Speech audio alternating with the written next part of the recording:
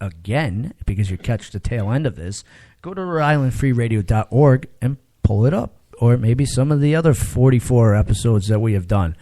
Not quite at 50, but we're getting there.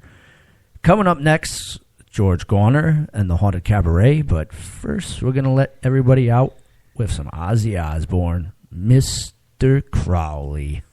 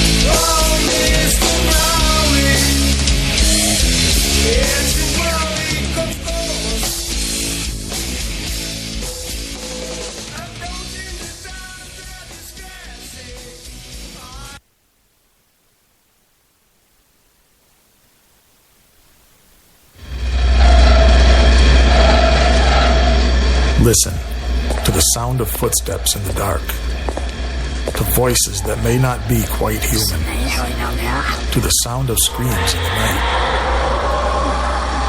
The Haunted Cabaret, the home of all things horror, on Rhode-IslandFreeRadio.org, with your host, George Garner. The Haunted Cabaret starts now.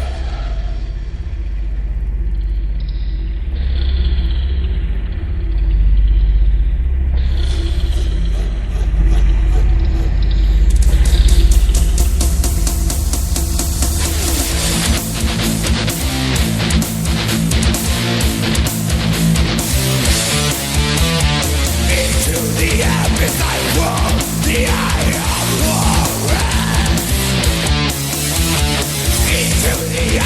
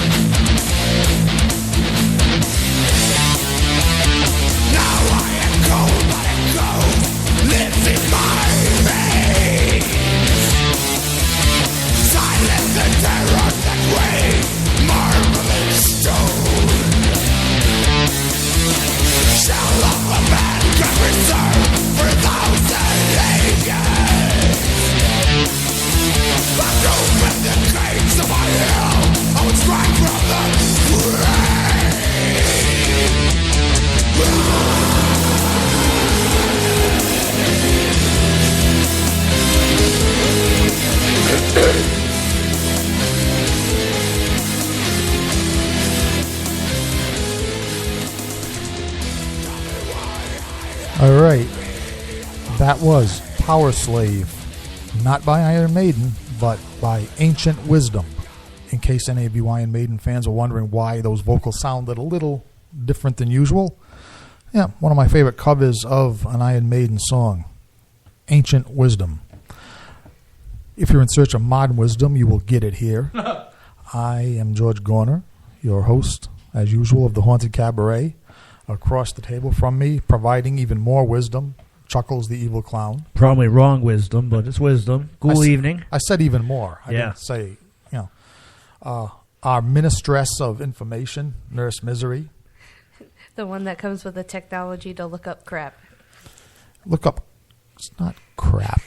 She's really cruising. I mean, I'm going to have to get the Yellow Pages out. I'll tell you, Yellow Pages and even more modern technology, and put out a call for a new ministress of information. Yeah, I mean, Just first put she Danny if in she a doesn't, dress. if she doesn't keep it up, leaves if she keeps it up. leaves Iggy out and freaking calls your info crap. I mean, what the? Okay, all right, I didn't that call was on. his info crap. There's just sometimes there's weird things that you guys have me look up. Now she rants and raves right over the host of Yeah, the show. She does it to me.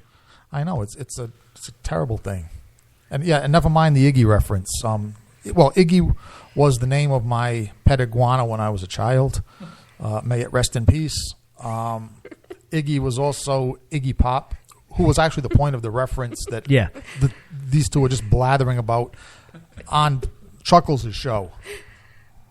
So, okay. Speaking of blathering, now I'm about to do my own share of blathering. Now, as far as the topics for tonight's show, now, Chuckles, I'm almost tempted not to mention it because Please don't. Chuckles is in such expectation. I know where you're going with this, and just don't do it. All right, let me Did just you say, have another idea besides what you're going to say? if I choose, Because I to know say it. the minute I heard the news this morning, I said, oh, geez.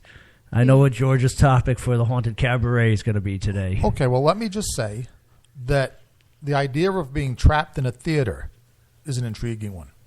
Okay, because when I first heard the news about the subject of which Chuckles doesn't want to hear any more about, and I actually, frankly, I really don't want to either because it's all over the news. It's all over every place. I don't know. I'm actually getting, I hate to say this, I really do, but I'm actually getting sick and tired of accounts of mass murder. As I never thought I would say that. Wow. I mean, I'm a person that, sat and watched hours of the war in Iraq, as long as those bombs are falling, I was watching my TV, But yeah, I mean, I'm actually, You've had your fill.